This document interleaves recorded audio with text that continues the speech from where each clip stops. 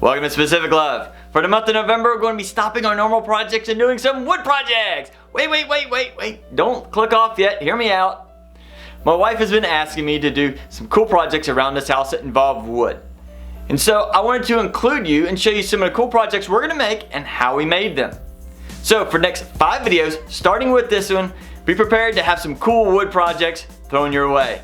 So keep a lookout and enjoy. For project number 1, my wife has been asking me to make a cool backsplash for our kitchen. Our kitchen is really plain, just white background for the backsplash area, and she wanted to put something cool. She thought about brick, she thought about stone. That is when we came across some wood paneling. Yes, I know wood paneling kind of has that bad reputation of looking and feeling cheap. But this is a really cool pallet looking design, and my wife was super excited when she saw this because she had some other ideas to use some pallets. Now, I'm going to show you how we're going to put this wood paneling up so it looks and feels really nice.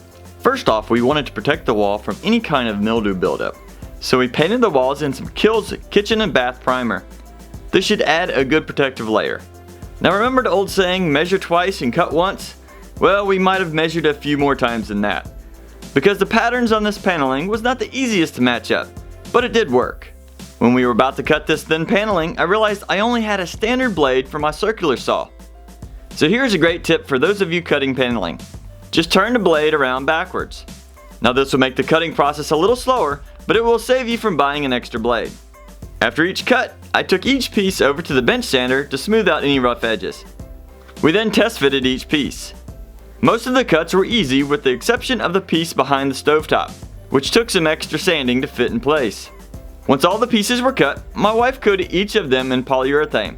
This gave each of the panels a deeper appearance and helped protect them from any future splashes of water or food. Once everything had dried, it was now time to cut holes for the outlets. I carefully measured each location and used a Dremel tool to cut out each rectangle. I then test fitted these panels one more time. Then I used some liquid nail on the backs of each panel and adhered them to the wall. Liquid nail works well once it is dried, but it sometimes needs some bracing while it is drying. So I used my toolbox and microwave for support. After a few hours, the panels were permanently in place. Now where the edge of the panel meets the counter, there is a potential for water to seep between and cause problems. To solve this, I added some mold-free silicone to all of those locations and around the window. And the end result looked awesome. The overwhelming white of the kitchen was now toned down and the pallet design looked almost real. But the most important thing was that my wife loved it. Now I hope you enjoyed the ease and simplicity of this project. Remember, this is going to be project number 1 of 5 wood projects for November. So I hope you keep an eye out for the next 4. As always, have fun building!